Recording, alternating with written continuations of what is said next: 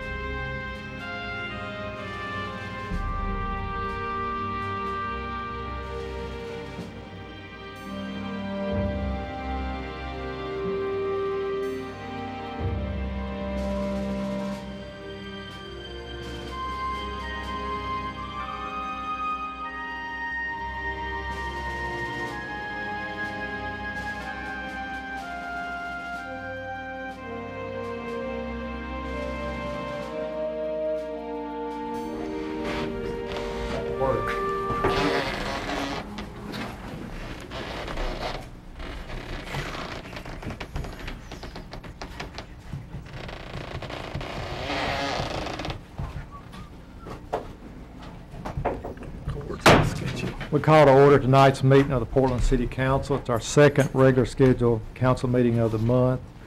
I appreciate everyone being here in attendance tonight, and we do have Alderman Bratton will not be here tonight, and Alderman McDowell, Vice Mayor McDowell. He was in Nashville and got behind in some traffic, so he will be here very shortly.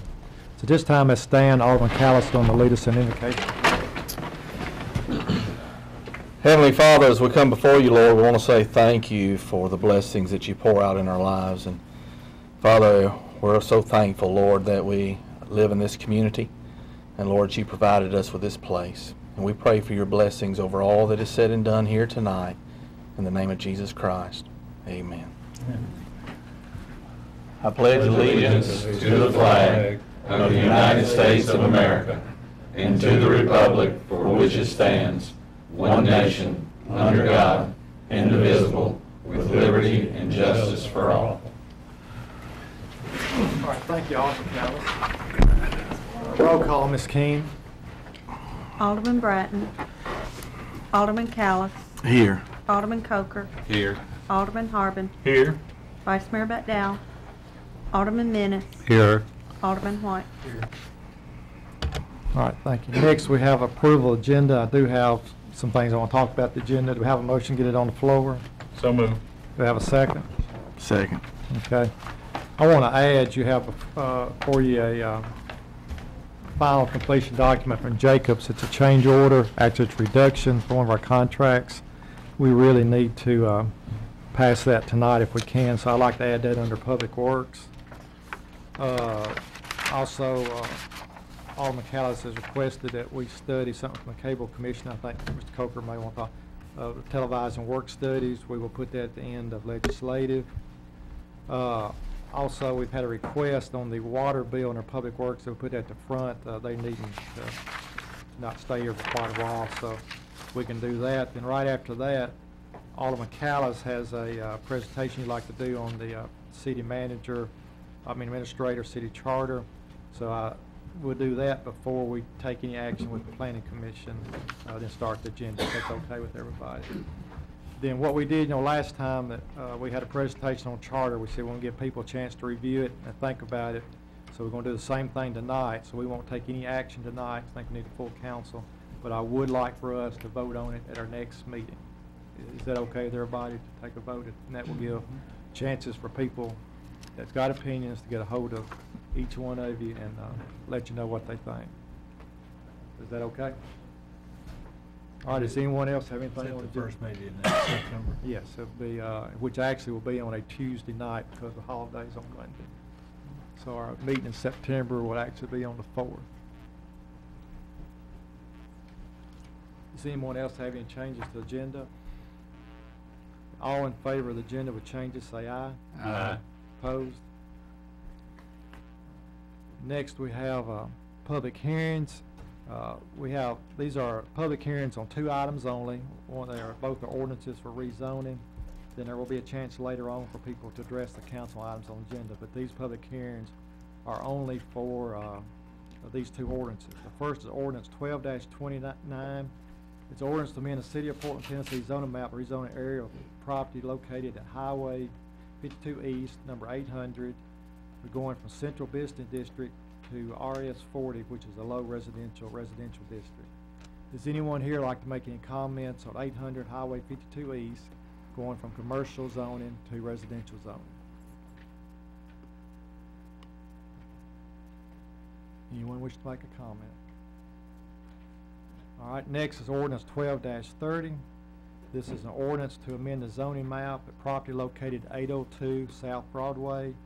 This will be going from RS 20, which is low density residential district, to office professional service district. Does anyone here like to make any comments on 802 South Broadway, going from residential to office professional?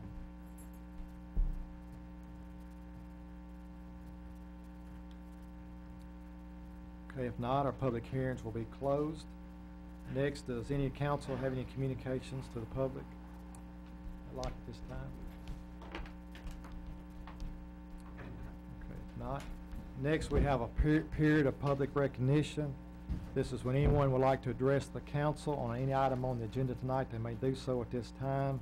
We'd ask you to try to keep it at 5 minutes and be an item on the agenda. Does anyone wish to address the council at this time?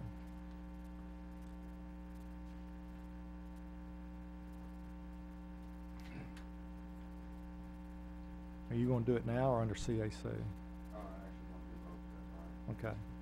Name and address. Matthew Reed, 107 Evans Drive.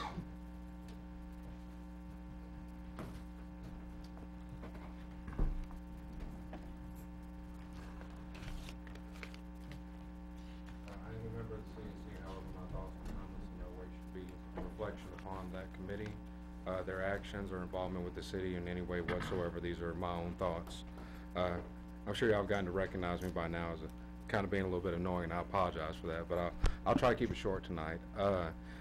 Just wanted to go over the concept of the city administrator again. Gentlemen, we've had a strong mayor system for an extremely long time in this city, and I think with the way things are advancing, I think the concept of having a city administrator would give this governing body more of a chance to be able to do more for the city and have someone do basically, I guess the nice way to put it is the grunt work. That would give y'all more of a chance to be able to address more important issues, and of course the city administrator would be able to take care of the day-to-day, freeing you up and freeing up the mayor's position, whoever might be in that position, to be able to represent the city on a state level, to be able to hopefully get more things into the city to make us grow and prosper. We've had it for a long time, and right now this city we're in pretty dire financial straits.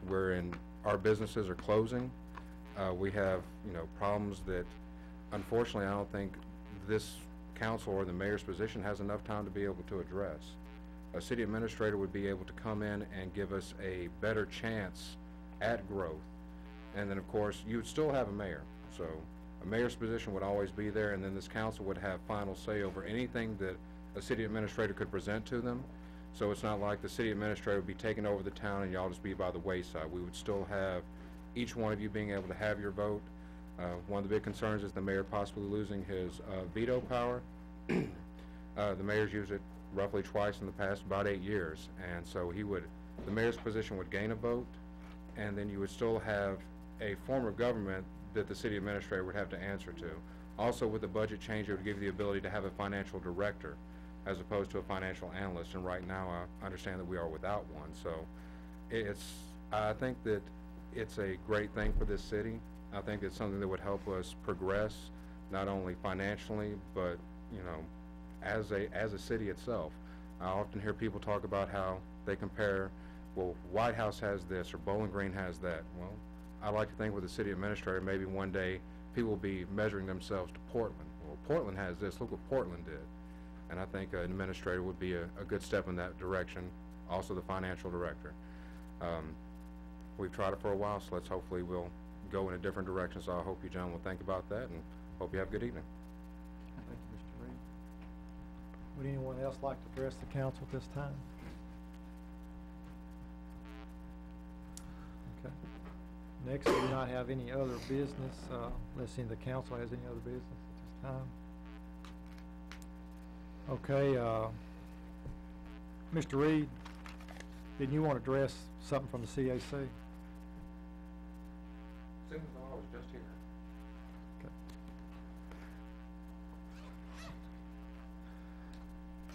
Okay. Yes, sir. There's actually a couple things that the citizens had put on our Facebook page and made contact with us personally about. Just want to go a couple of those points. One of them had concerns with College Street as far as sidewalks going towards the high school. We have children that are walking on the sides of the roads, and I'm sure, as you all know, that road in the morning and the afternoon extremely busy, very dangerous. And if there was a possibility, for maybe grant money to possibly put in sidewalks, that not only makes it safer for our children, but also safer for the drivers. We don't want to have any wrecks or any children getting hurt. And I don't know if the city might be able to look into possible grants for that, to be able to add those sidewalks, as a safety feature. Because I know I have a son in high school, and I know Alderman Coker is a teacher, so we have, pretty much all of us have kids in school right now. The other one was 52 West to the Dollar General store. I didn't know if we would be responsible for that, or if that would be something that the Tennessee Department of Safety would be responsible for, but we have senior citizens that walk from that area over to Dollar General, and there's nowhere for them to walk. And again, that's still an extremely busy area that could be very dangerous, and I don't know if that was something the city would need to look into, or if that's something we need to address with the Tennessee Department of Safety. A couple of other concerns they had were possibly televising work studies. A lot of citizens are unable to make it down here for those, which a lot of them are unable to make at these council meetings as well, and it gives them a little bit more insight into not only how the government works, but also things that are taking place that would give them somewhat of an advance notice to be able to come down and actually attend one of these meetings, to try to plan in advance. And if we were able to televise it, I don't know if money is there for us to be able to do so. I'm not sure what the cost would be, but as a possible thought to, maybe putting that out there so that it'd be more involved, because a lot of citizens have a vested interest in the town, and that's just another way for them to be able to see what's actually happening on a daily basis. Some of the other concerns were our debt, as far as how long it would possibly take to pay it down. I know right now the general fund, we have $2.35 million in debt. The enterprise fund is $12,525,000 for a grand total of $14.8 million in debt. Now, I know Alderman Coker spoke about paying possibly $400,000 a year onto this debt to pay it down. Did a little math, and at 4%, the interest rate on that $14.8 million is $630,000. If we paid at 4%, it's not going to pay it off. You'll still have, after 4 years, an accumulation of almost $1 million. If we, at no interest rate, paying $400,000 a year, it would take us 42 years to pay it off. That's with no more accumulation of debt. Also, if we paid it at just a 2% interest rate, it would take 65 years to do it. And at 4%, even if we paid $1 million, you're looking at roughly 25 years to pay off. That's with no more increase in debt beyond what it is right now. That's just based on interest rates. And because of that, we have citizens that are concerned that maybe the city is spending too much money right now. Right now, we don't have a financial analyst, and if I'm understanding, Mayor, your office, I'm not saying you personally, but the office itself of Mayor, if analyst is not in position, does the financial responsibilities fall to the mayor or to the city recorder? You make your comments, and then I'll address those. Oh, I'm sorry. All right. Sorry, first time doing it. So, because we put up things on our page as far as possibly enlarging the pool, you know, to make it more of a destination attraction. And there are citizens that are concerned that that money might be better spent elsewhere. Of course, the pool does need to be fixed up, you know, with the lift put in so that it could be handicap accessible. And most citizens are okay with renovating the pool as far as bringing it up to codes, but not necessarily extending it out to be larger than what it needs to be at the moment, because, as they say, you know, there's places that money could be spent elsewhere right now. But no one wants any children to get hurt, so it does need to be repaired. As far as the paving contracts, we had citizens voice concerns as far as how much effort are we putting into actually putting out bids, as far as how much research goes into it, and as far as how many bids, are we just going with one or two, or are there, you know, 5, 6, 7, you know, how many people are we actually putting out bids to if there's an expansion of that? So they were kind of worried about the spending. And right now with I know we're not doing a charter change vote tonight, but under the new charter there would be a position for financial director. I know right now we have Doug Yeagle is working anywhere between 2 and 5 days a week on the finances. And if the charter change does go through, that financial director position would be there, and we could actually hire someone on a permanent basis to do it. Let's see. And I believe that's about all for this evening, gentlemen. Oh, there was one other thing, as far as, even though it's not on the thing tonight, with the city administrator, we put up a poll on the CAC's Facebook page, and approximately 754 people viewed it, and we had a percentage of 78% were in favor. The percentage that were not in favor was 13%, and 2% were undecided. That's 99%, and there's a plus minus 1% of inaccuracy. So as it stands right now, 78% of the people that voted are in favor of the charter changes and being able to get in the city administrator. How many voted, do you know that? Approximately 24 people voted. It's a small percentage, but the percentage of people who actually put in their vote, like I said, was pretty high. 754 viewed it. Again, you can't get everyone to vote on it, but from what was voted, it was overwhelming that they were in favor of it. Any questions for me, gentlemen? I just want to clear up one thing. I know what you're referring to. I talked about how we had paid off $800,000 in the last 2 years. That's not really an average, because in the middle of that 2 year we picked up the note from the library. So Okay. Usually each year it is paid much larger number than what that averages out to. Okay, that would be something I'll be able to take back to the public. That was just the numbers I had to work with. I put that number up there, and I knew that's probably where he got it from, so I wanted to let you know that Not there's a a little problem. caveat in that. All right, well, I'll definitely let the people know on our page about it, and if at any point you can give me like updated numbers or a better idea, then we'll be able to work with that and be able to take that to them and let them know that we are trying to get out of debt as quickly as Will possible. do. Last I saw, 2014 is a big year. If we make it past 2014 without adding any more debt, a lot of the debt comes off the books and be in much better financial shape. Okay. Alderman Coker, I appreciate it. Thank you. Anything else, gentlemen? I appreciate your time. All right, reference some of your items, we'll look at College Street. We have looked at that before and actually applied for some grants and not, but we'll look, see if there's any more grants available. There is right now a grant we received several years ago on Highway 52 West, some sidewalks. It's not on both sides. It was really, I think it's all gonna be on the north side for the traffic to school. And that, hopefully, as soon as we get the final approval from state, be out for bid in next month, I hope, on a section there. It probably won't be enough to go all the way to the school, but that's how that grant was obtained. The finances, as our charter's written now, do fall under the city recorder's position. That's how they do fall. Of course, we work together on that, and Doug has been a great help right now of helping getting ready for the audit and different things. The paving bids will be advertised publicly. We have a list of people we send out to, so they will be advertised publicly. So anybody knows that would be interested in paving, and will they be out this week or next week, Tom? We finished them today. So they should be out in the paper if not this week, it'll be next week, they'll be out in the paper, so we do try to, encourage anybody to bid. Of course, they have certain requirements they have to go by, and sometimes that eliminates some people, but, so. All right, okay, thank you. The first item before we get to Mike's presentation, we had a request about under Resolution 12-79. This is a resolution granting approval for water bill adjustment for Travis Jernigan. We discussed that at the work study. Do we have a motion to get it on the floor, and I'll go over a couple of things? So moved. Have a second? Second. Okay. Since then, there were some questions came up at the last work study. We have sent the meter off to have it tested. They do 3 different tests at 3 different gallons per minute. One test was at 99%. The other 2 tests were at 100%. Anything above a 97, 98 is proved to be accurate. The leak there took place on 5/23. Our leak was on 7/6. I think it was another question. Then a question about the $2,000 and something bill versus a $700 something bill.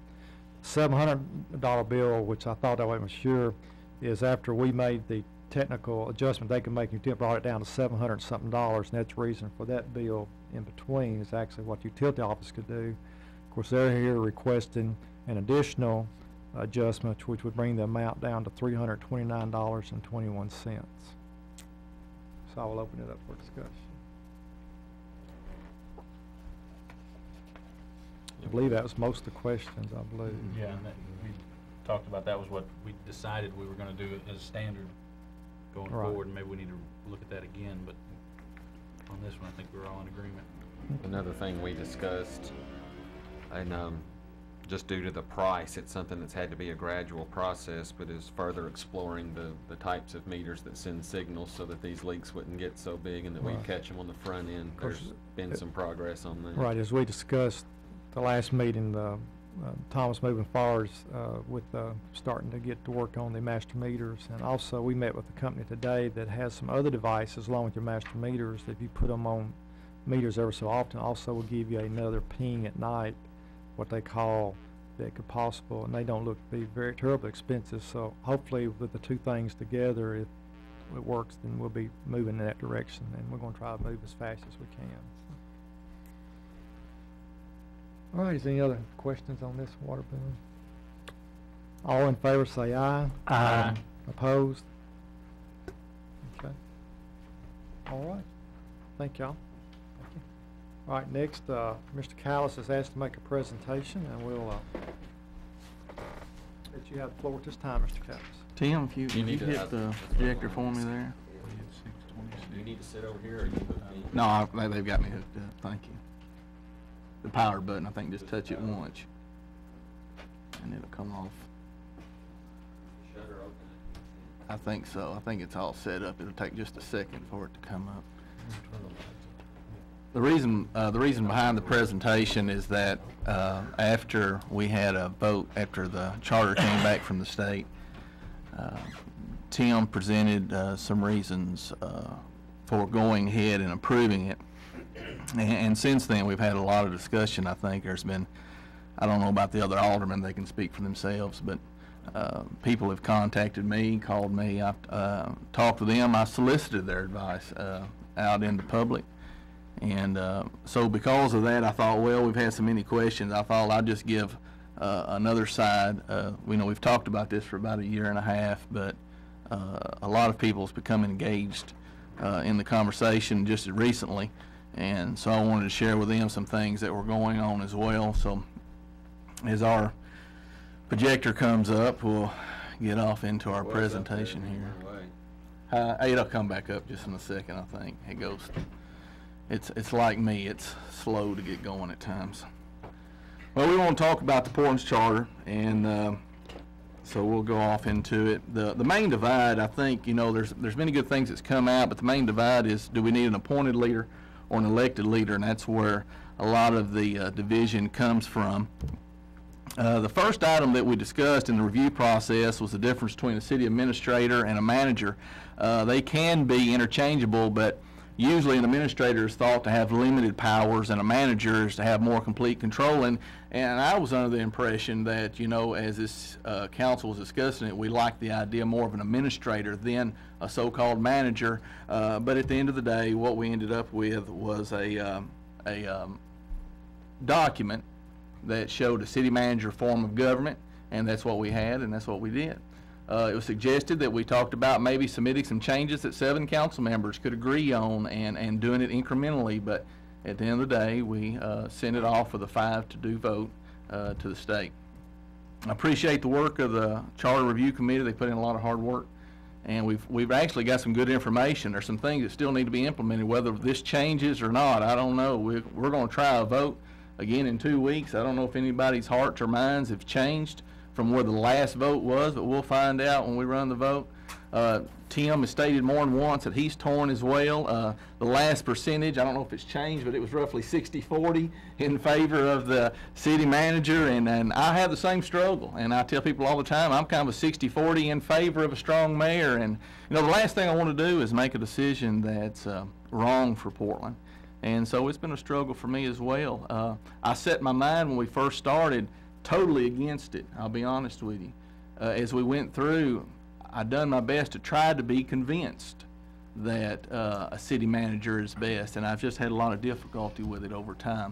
I don't speak for any other guys here. This is simply from my point of view and from what I've heard and researched myself. And so these comments that we're going to go over were based on our discussions over the last year.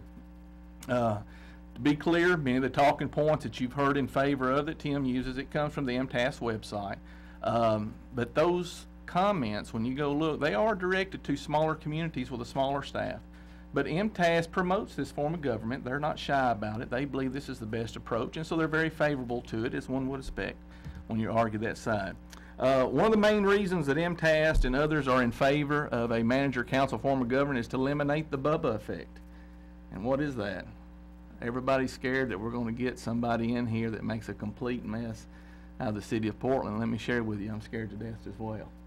And but you know, at the same time, it bothers me that I can keep somebody from freely choosing their leader through the democratic process. And so that is a real concern, and it's been a sticking point with me. I won't lie to you. Here's the first point that Tim brought out, and we'll just take them one at a time.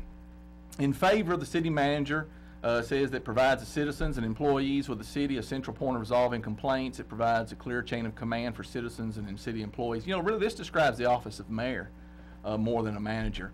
For those councilmen or city employees, they want to subvert the chain of command. They're going to do so regardless of who's in charge. So this is not really a winning point for me. The second point was provides a more effective use of state and federal grants. City managers, administrators generally have more expertise in implementation of these grants, and I believe that. I think that's a good point, and all knowledge is helpful, but we already have an economic and community development director, and we pay this person well to take care of a lot of these issues for us. We cannot believe that any one person is going to come into the city and micromanage every area, whether elected or hired. More efficient management of city funds was brought up, and a couple instances about one city that saved $350,000 and the city of Nashville who saved $3 million. And as Tim stated, there's no guarantee that savings like that will happen, nor is there any guarantee that, and I think I spelled quarantine instead of guarantee up there, that quarantine that a city manager could in fact pay for itself. But the stories of savings and mismanagement are rampant. You only have to do your own searches to find that out, and I won't bring those up before you today. Matter of fact, many of those that in my research that were responsible for some of the financial problems was the elected council and not those in charge, to be honest with you.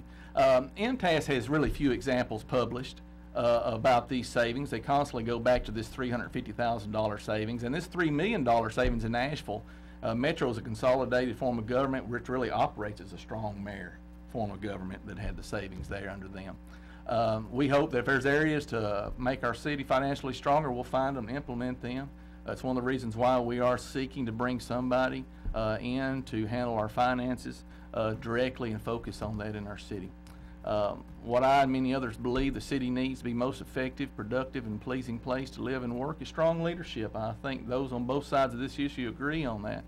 But placing key people in key areas that focus on a particular task is probably what's needed.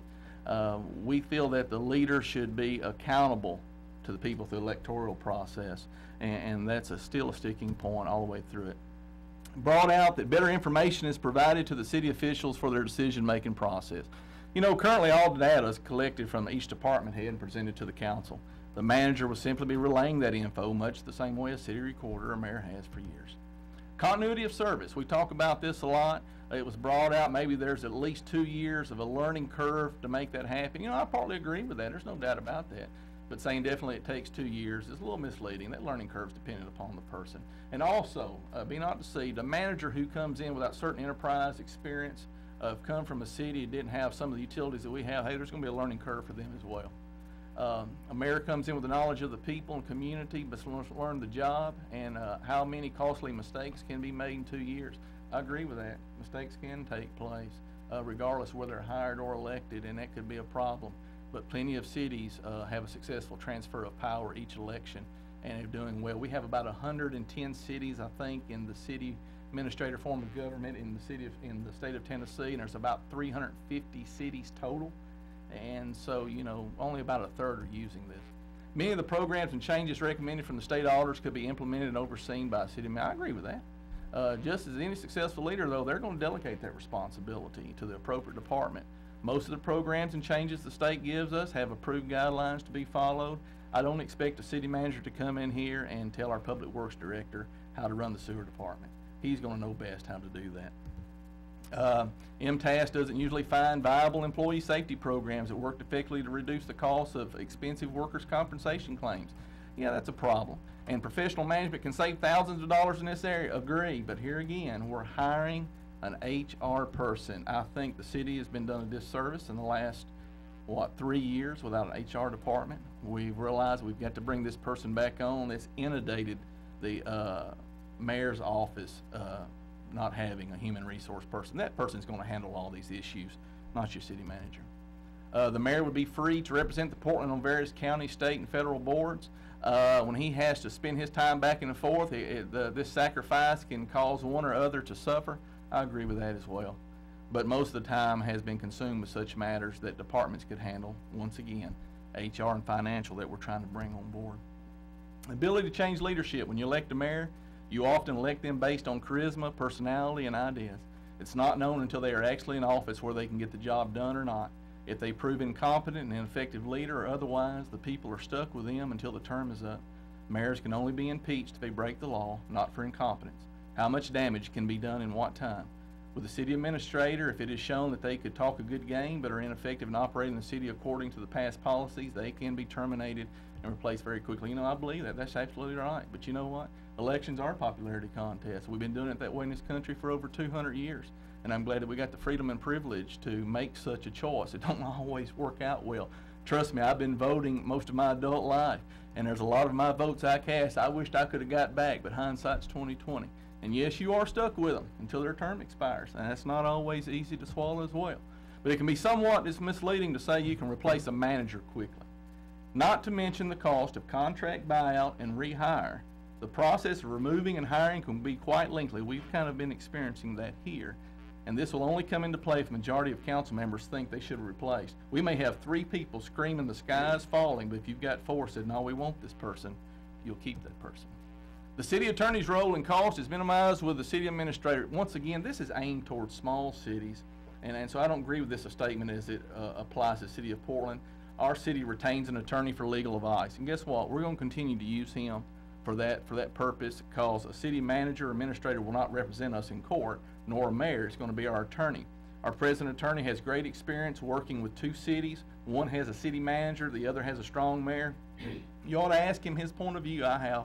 And the time difference is not that great between the 2 cities. The city administrator form of government greatly diminishes the good old boy system and the hiring and firing of employees. delivering of services to the citizens. The spoil system is removed because the city administrator is not indebted to whoever donated to their campaign during an election, and because traditionally city administrators are hired from the outside community. I have to disagree a little bit with that, and I'll tell you why. Through this particular chart that we're doing, we're reducing representation. I think the more that you concentrate the power down, the easier chance you have for collusion, not less. And the manager can quickly become politically indebted as well, fear of losing job.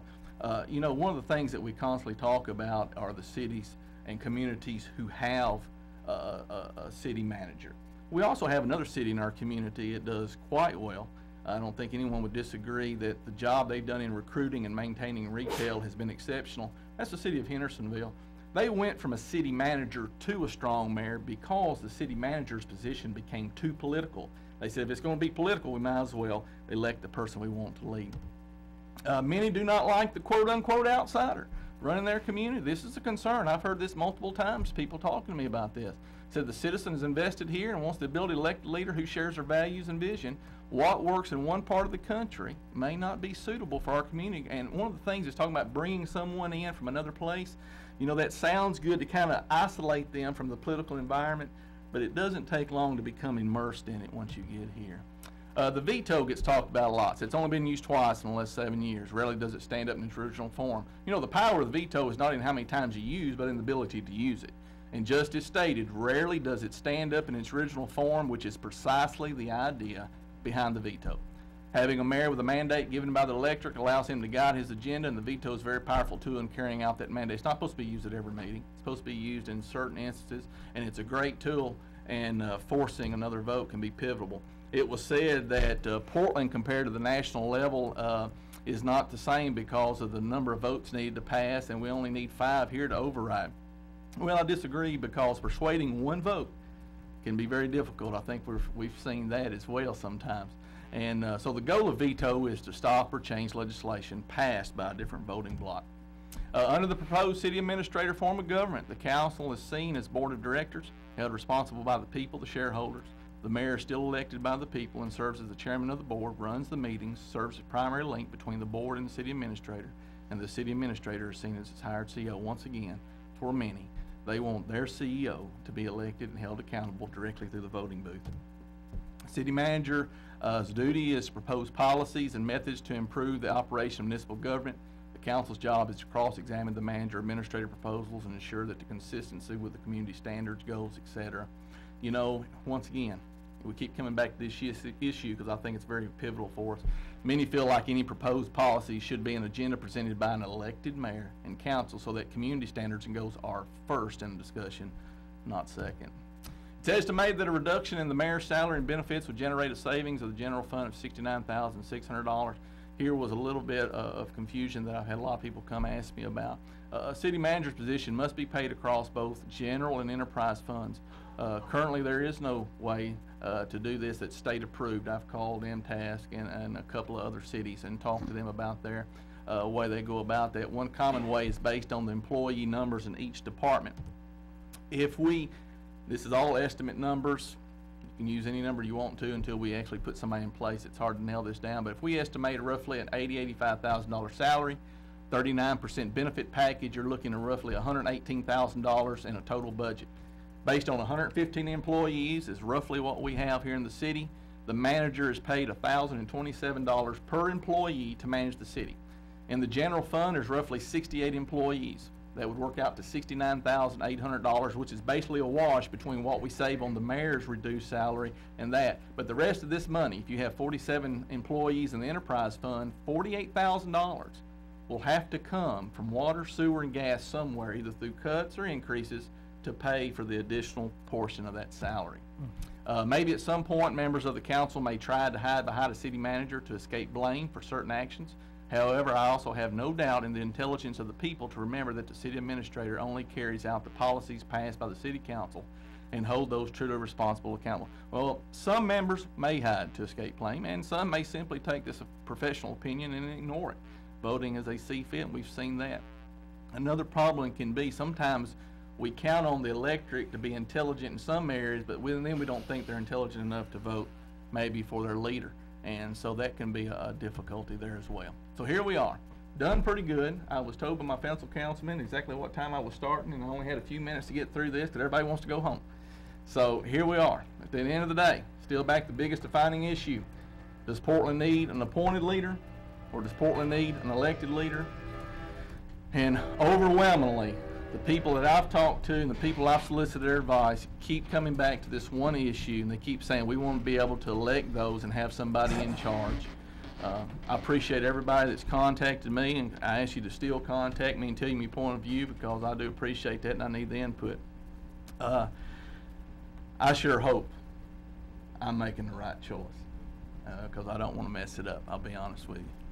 But at the end of the day, it's hard for me to say that I can't elect the person to be in charge of my city, and so it's been a difficult on me. So appreciate it. That's all I got, guys.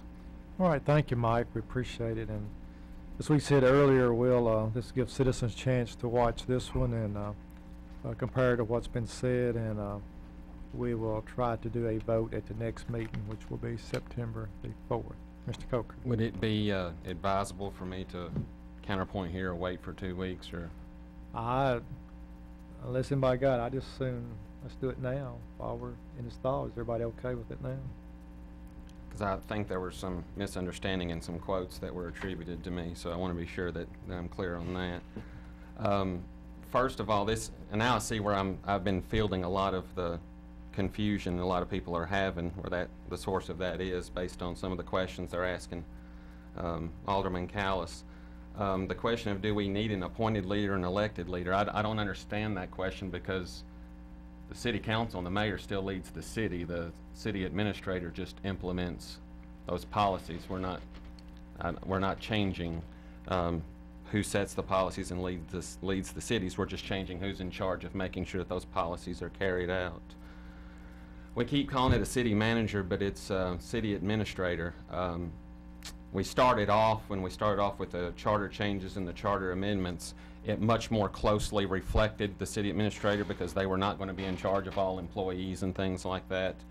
As it came through for first reading, more people were in favor of giving them power over all the employees, and it just never was changed. I don't think you quite have the position that's described because of our private act charter. We can make it pretty much any way we want it. It's something that's probably stronger than the typical city administrator, the typical city administrator would be, but a little less than probably what the typical city manager would be. So I definitely think you're correct in saying it's probably closer to a city manager than a city administrator. Unfortunately, at this juncture, we'd have to start all over to go back and change the name. The 60-40 comment, when I made that comment, I was talking about how oftentimes if people can find one thing wrong with it, they think the whole idea is wrong. So what I did is that I weighed out the things I liked about it and I weighed out the things I didn't like about it. And it came out to about 60% in favor, 40% that I didn't like. It's not that I only have 60% support for this. Oh, I understand. That since it's, I believe, a net gain and a net benefit for the city, my support's 100. But I'm not going to say that there's not drawbacks to the system, because there are, and you and I have talked about that. I mean, even though I don't like that the mayor loses a veto power, I like the veto power. But when I measure up the things I don't like to the things that I do, that I think that are beneficial to the city, it outweighs. So I just didn't want that comment to make people think that my support for this wasn't full. The fear that you can't choose the leader through a democratic process, that kind of links back to the first thing. You are still choosing your leaders through the democratic process. The only thing that's changing is who's carrying it out, and who's someone that has they're not expected to do the political stuff, to represent the city, all these other things. They can be here at City Hall to carry it out every single day. Stories of savings and mismanagement is rampant. I went looking for those stories, and I don't know how deep you looked, but in all the ones I found, there was one particularly in Bell, California, where just millions and millions were embezzled. And that and the others I found, the mayor and or members of the city council were duplicitous in that as well. I found more city council members causing it's actually the financial problem, and so since they're directing the manager, it would be still difficult. I'm just talking about him. I didn't know if you were referring to embezzlement or anything like just that. Just mismanagement city manager and problems. Okay, I just want to make sure on that. The number of 2 years for a learning curve is misleading. I said that I just talked to the last 2 mayors, and that's the number they gave to me. Well, that's just a direct quote now from your presentation. Yeah. All I did was copy pasted. I didn't. Yeah, add anything. when I made the presentation, I said I talked to the last 2 mayors, and that's the number they gave me. Don't want a professional manager telling us, I forgot you said sewer director, public works director, how to run his department, but a mayor's fine. I didn't know if you were trying to do like a level of expertise there, but that kind of struck me as No, as I think odd. when we was going back to that particular point that certain policies and standards implemented through state and federal, as if a city manager would carry them out to a better degree than a mayor, I think that's false, because either the manager or the mayor, whoever was in charge, will go to the public works director and say, this is what the state says we gotta do, you take care of that, and that's who would handle Well, if you're that talking about situation. state stuff, you're probably correct, but city managers actually, as a part of their curriculum, have some training and expertise and education in those fields where, as a city mayor, may seek out that education and training, or they may not, but that's required of a professional administrator. One of the things that bothers me the most is this, and I hope it's not intentional, I don't believe it is, I just think it's a misunderstanding that the election power is going to be taken away. The less representation, that was mentioned too. For one thing, less representation, I don't understand how you can have less representation when there's going to be more people voting, because the mayor gains the vote, so I would think if anything, that would be more representation Well, as you far have as less voting representatives goes. because you reduced it by one. No, we didn't. No, we didn't. He enters to the council now. And it's an 8. It's 7 and 1. It's 8. It's not a reduction. That was one of the concerns that was brought up on the front end that we changed to alleviate that. So and that may be what it was, because it was discussed to be 6 and 1 for a while, but that changed. We had to put a whole thing in the charter to where there can be no ties, that you keep voting until that's Correct. either approved, defeated, or deferred. So there's no loss of representation there. And you're still popularly electing the mayor and the council, so I just don't unless it is fear-mongering, I don't understand the mantra of you're going to lose your power to vote, you're going to lose the power of the ballot box, because I don't think you do. I don't see where you're losing power to vote there when you still vote for all the people you did before. Going back to a strong mayor from a city administrative form of government, I tried to do a bunch of research on that to find out what that happens. And another comment you brought about all the research being from INTAS. I'll get you a site, citymayors.com, I believe it is, from city mayors. They advocate the city administrative form of government, city manager, and that's where I got a lot of my stuff from. So you can take a look at that, just so there's some other, not coming from MTS. I used MTS because that's the one we rely on so much, so I thought that would carry more weight. So, but there are other groups out there that advocate it, and these are mayors who advocate it. What else?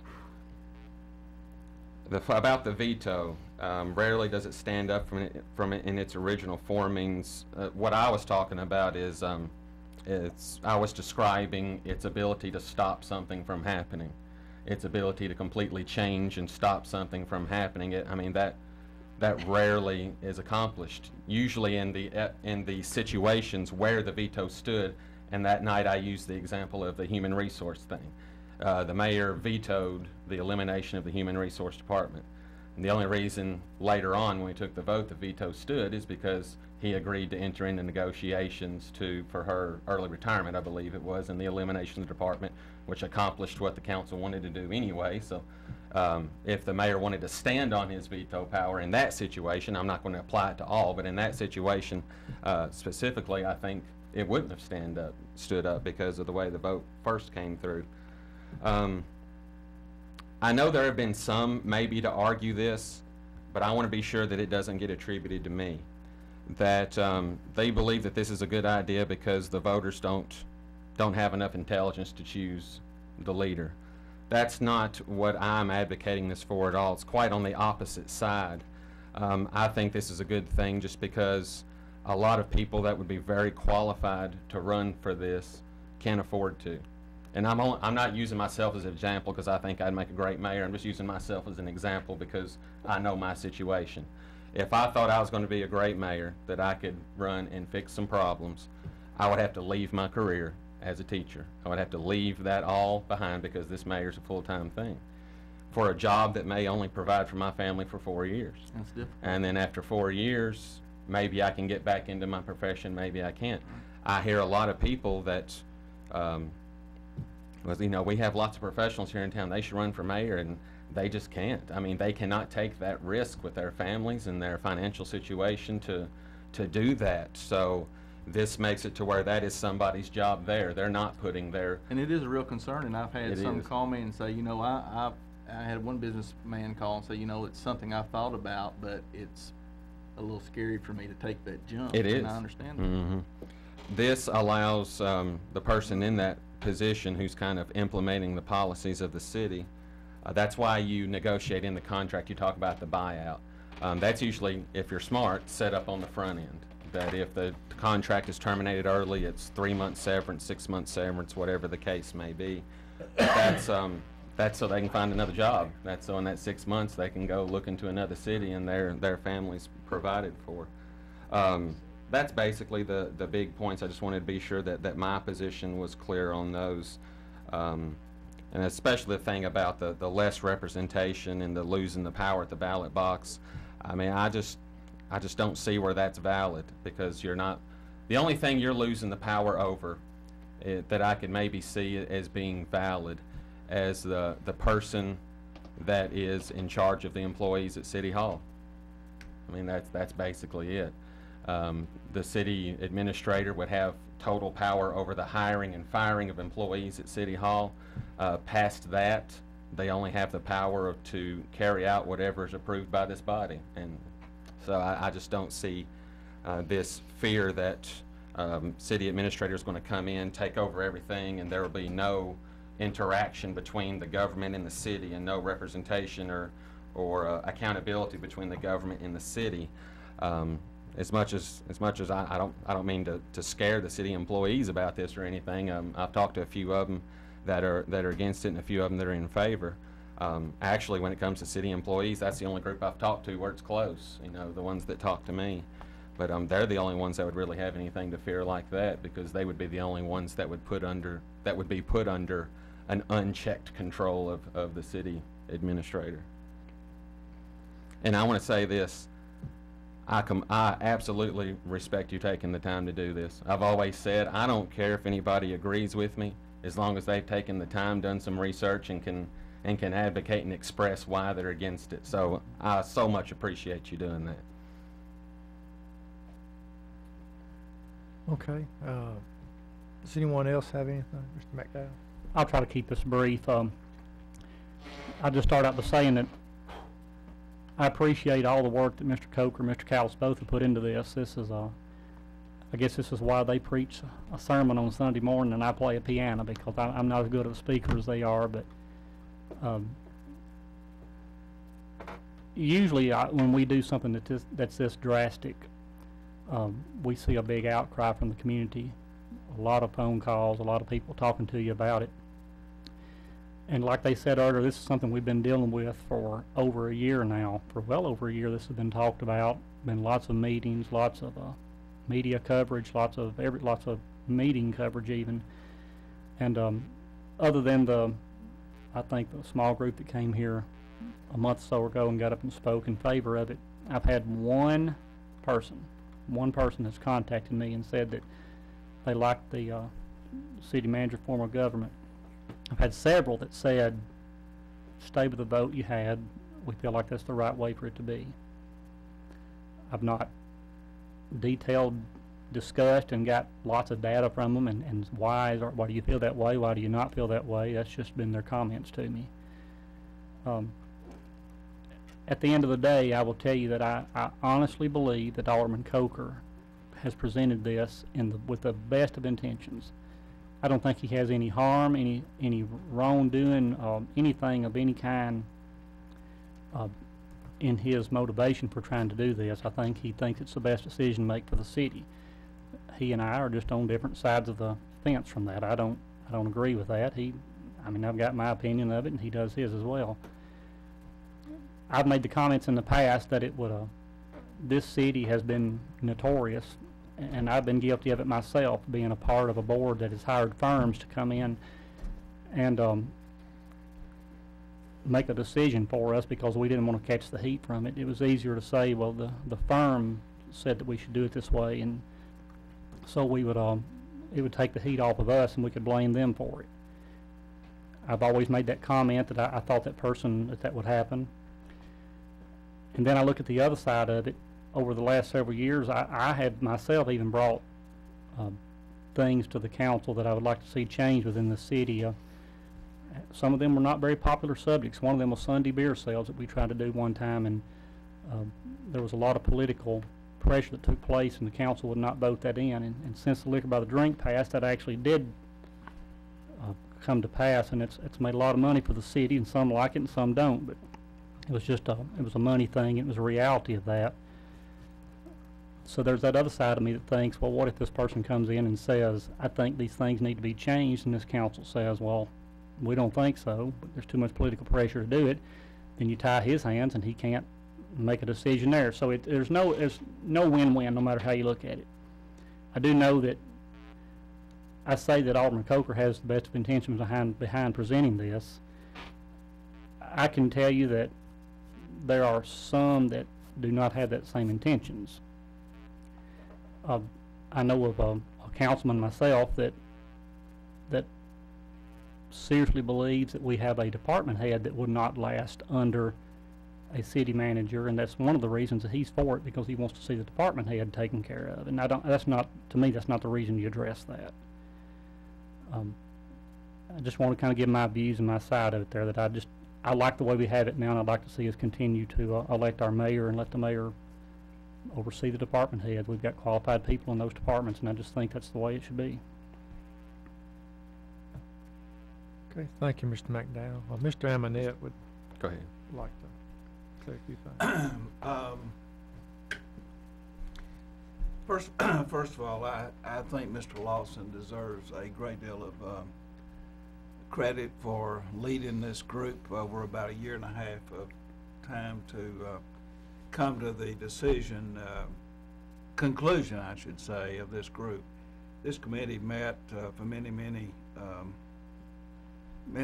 times, and basically the members of that committee that with the exception of one, felt that the city administrator was the process that we should ultimately get to. And the reason for that is because there is a world of difference between a city administrator and a city manager. The city administrator, that office actually houses the implementation of governmental policy. Its fundamental goal is to advance the management and policies so the government can function. It does not set policy. The council sets policy. You will be in charge of directing that person to carry out the policy that you adopt. And the question, it seems to me that you've got to ask yourselves when you vote on this, and it's pretty clear to me about how the vote is situated at the present time, and I think there's one person who has grappled with this both ways and is probably still searching his mind as to what should be done. And all I can say to that person is to look 20 years down the road. Are you willing to take a chance that somebody will run for that office that's going to have the necessary qualifications to run the city? Will your children be proud of the decision that you make in that regard? I've served Bob Wilkinson, Jim Calloway, Dan Jenkins, Mayor Wilbur. All of these people were good men. They were respected in their in the community. They all worked hard. They all wanted the best for the city. But I think each of them would probably say to you they were lacking in some of the things that they really needed to effectively lead the city. A lot of it is just training. It's education. You know, if you want to be anything nowadays, or you have a position that you strive for, the first thing you do, you try to go to college, get the expertise in some field of endeavor. You try to do well in the area that you've chosen. And the reason for that, life is very complicated. This city is becoming so complicated on a day-to-day basis. are you willing to risk the complications that's going to face no matter who's here? I truly think when you do this, you're really taking a chance that you're going to have somebody available to lead this city and lead the city council. You're still going to have a mayor and you're going to have a city council. These people are going to set policy for the administrator to carry out. But that administrator that does that job is not going to have a discretion, for example, a city manager would have. A city manager is not what we're talking about here. We're talking about a person who has the best equipment to carry out the policy that you direct. That means they have a degree. That means they are usually experienced in the job of doing this. They know how to hire people. They know what credentials for these various jobs are necessary. They're not out here hiring someone because they're a good old buddy of somebody. They're going to hire somebody that knows what needs to be done. My best plea to you and all of you when you vote here is to think, when you get through with this vote, is the city going to be better off or is it going to be worse off? Because it's going to be very difficult to change down the road. Sure, we can periodically, from time to time, make modifications in the charter, but it's a timely process. And all I can do is say, just the qualifications alone seem to me to demand we look to the future and find a person who has the training and education to carry out the directives of this council, because you're going to set the goals, and just because a person wants to be mayor doesn't mean they should be mayor.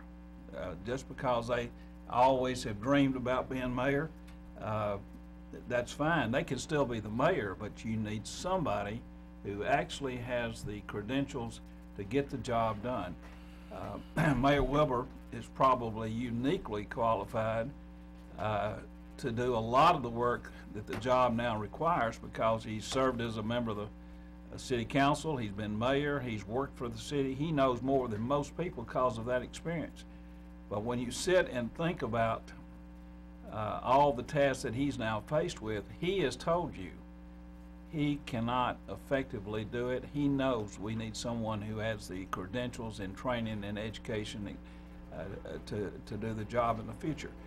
If he, selfishly, he probably could say very easily, I don't really want this because I will run again as mayor and keep on going it. And that's a possibility. But on the other hand, is it really what's good for the city? And I think the mayor's expressed his deep thoughts, unselfish thoughts, that is, that the city needs to go in this direction. It's not going to be the end of the world if you don't do it. We're going to still function. We're going to still have a city government. We will still have what you have right now. But the question is, will it be better than what it can be? What do you want for the people who follow behind you? What are you going to be able to say to the next council person that runs for office, or what can you say to the people who live here in this community? I think you need to carefully think about this, and I know you will. I mean, I'm confident that everybody's thought through this. I know Jody has expressed from the very beginning that he has reservations. Mike has done the same. The other five have pretty much gone back and forth. But those five that voted to send it down there need to think really carefully about whether or not they want to adopt this. I highly recommend you think carefully about what you're doing, because it's going to affect this city for a long, long time. Thank you, Mayor. Thank Tim, and then Melvin. Go ahead, Yeah. Mr. McDowell mentioned that one council member had made a statement, I believe, that if we got a city manager, a certain department head would be fired in the first week. Since he didn't mention no name, I won't mention no name. There's a member of this council that wants to run for mayor, and he told me out of his own mouth that the reason he wanted the job was for the money. He wanted to give up his second job. So now you could get somebody like that Okay. and he knows who I'm talking about. All right, let's try to keep it, Tim. I wanted to, just one of the things that speaks the loudest to me as far as this issue is that, to my knowledge, you're the only one sitting at this table that is served in the mayor's seat. David is the only one at this table that is, to my knowledge, and please correct me if I'm wrong, but is served with both mayors and a city administrator, and also being the city attorney at White House. And both of those people that know this job the best and know the relationship between the two forms of government the best and the pros and the cons of those two forms of government the best are in favor of this change. And that speaks a lot to me, that there's probably a lot to that. Second, I take a little offense when you talk about the small number of people who turned out to speak in favor of this, when the number of people who came to speak in opposition to it was 0. You know, I mean, small is a relative term when you're making comparisons to two things. 6 or 7 people came and spoke very passionately in favor of it, and they are the reason I brought it back up. I didn't bring it back up to try and sneak it in the back door or anything like that. The night this vote went down, I left here and took off to Myrtle Beach. I already had vacation planned. When I got, just my luck to get to the hotel and the Wi-Fi is not working. So after a week, I have to come back, check all my email, check my Facebook stuff, and there was a multitude of people saying, look, if I'd known that this wasn't going to go through, I thought it was going to go 5-2 the way it did first reading, I would have come down and said something. What can I do to see that this gets through? And that's why I brought it back up, to give them that opportunity. That's why I would have been fine voting on this tonight. I would have been fine voting on it in 2 weeks, because they've had that opportunity. You know, no matter which way this goes, I'm not going to lose any sleep over it, because number one, I've done all that I can do, and number two, I don't think anybody could email me now and say that they didn't have the opportunity to make their feelings known. I mean, they've definitely had that by this point. So to try and point out that there's not support for this because only 6 people came to speak out from the meetings, well, compare that to the 0 that came out to speak against it. I mean, I think that's a moot point there. All right, does anyone else have any comments to make? Like I said, I'm not going to say long, but, you know, I have been in favor of this. I'm still leaning to be in favor of the change. I just want us all to think real hard. Let's take a vote the next 2 weeks. We have a lot of work to be done, and we can't do some things right now because we're in limbo. And I would encourage the public to let your voices be known to the council, to myself too, if you want to. Of course, I'm not a voting member. Unless it ties, then it won't go because it won't be a 4. So it'll have to be the council.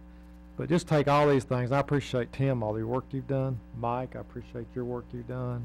Jody, I know you've had all of your comments in the past. Let's just think about it real hard, and at the end, you know, what do we think is best for the city? And when you vote what you think is best for the city in your heart, then that's all we can ask. And just look at all the options. And, you know, if we don't change, we have got to get some of these positions back. You know, the HR, which I know we're working on, the finance, all that, and maybe some other change. But we have got to get serious, and we need to go ahead and get a decision made. So, but I would encourage you to you know, think about everything that's been said, and when you vote what you feel is best for the city, and then that's all anybody can ask of anybody. All right, if nothing else on this subject, we will move on to the business of the night. Vice Mayor McDowell, planning.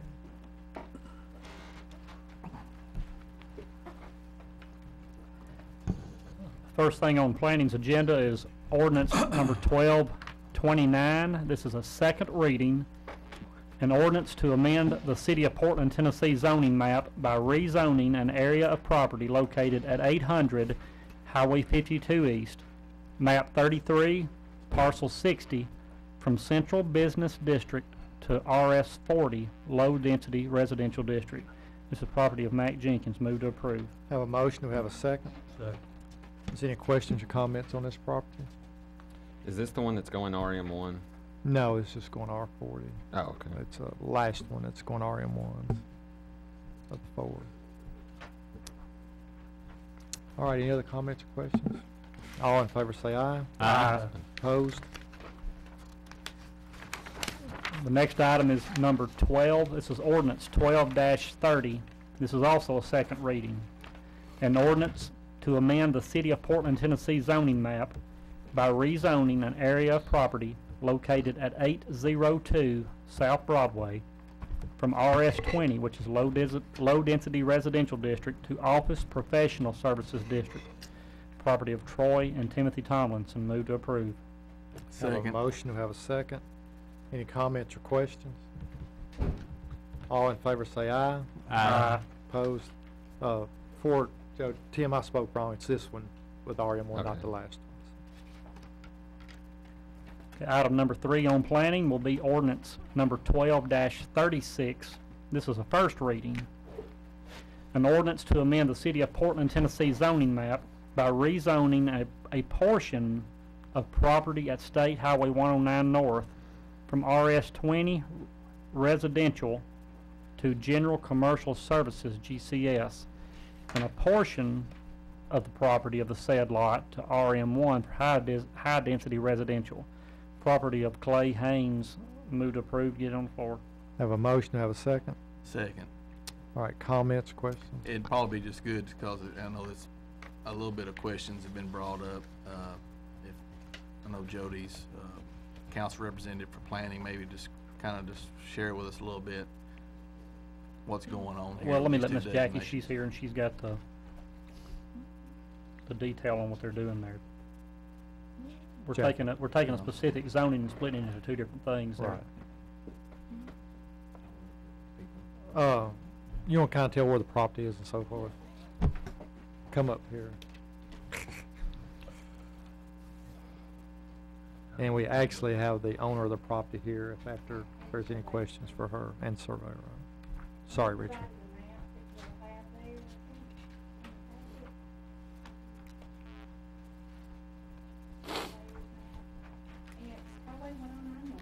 It's on the left side of the road up there, almost to 31W. And it's split zoning. The front portion will stay RS20. And then to the south of that, it's going to be rezoned to GCS. And then GCS in the back, and then RM1. It went through planning, and it was passed. Everyone voted on it unanimously. I guess one of the questions that just arises is we're taking a section that from the highway is GCS. We're connecting it to a parcel to make it GCS. Right. But then we're going from RS20 that RS20 connects to is the in the road, front. and then in the back, we're Right. going to an RM1. Correct. And so probably what's going on back there is probably somebody's planning on apartments. Mhm. I mean, that's the idea. Could be. And so, but leaving the RS20 in front, I guess, was a little odd, because I thought on our particular current planning map, where are we at on that particular stretch that we've approved, on our, The land use map? yeah, where are we at on that particular strip? I mean, are we? Well, this is really consistent around the area, because if you would go across the road, there's RS20, there's GCS, and there's RM1. I don't see And that I on think this that's map. what they were looking Well, at. there's RS20 and 40, and then Because the, all I see is 20 and 40. Right. You Yeah, go across on, the- going further north, you got your 259, RM1. 31W. well, once you get up to the state line, Right. Yeah, where the apartments right. are, but the GCS, what makes it, Well, the apartments are on 259. They're Right. not Correct, on but North they- Broadway. No. And they connect with the GCS and on the backside of and the a store, RS20. but the GCS, the only reason I'm bringing this up is because the GCS zoning, we go through this a lot, it allows True. so much stuff.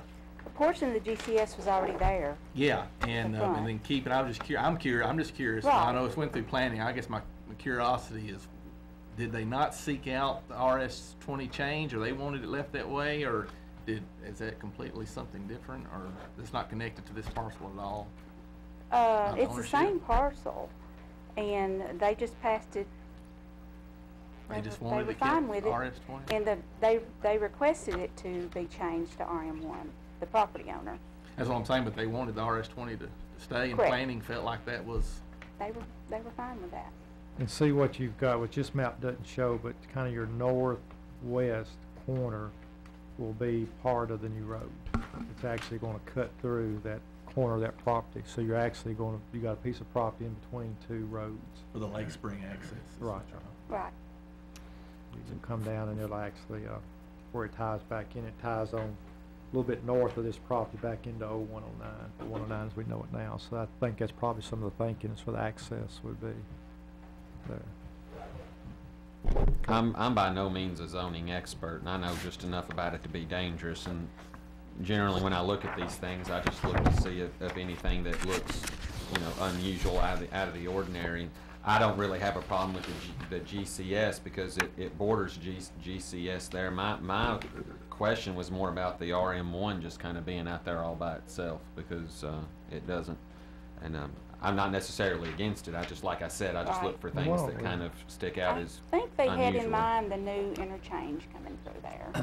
Is it okay with council if we let the owner or the surveyor kind of explain what they were looking at here? Okay. Is it okay with council, let them speak? Okay, which one of y'all would? We'll get the map if it's okay. Yeah, it's fine.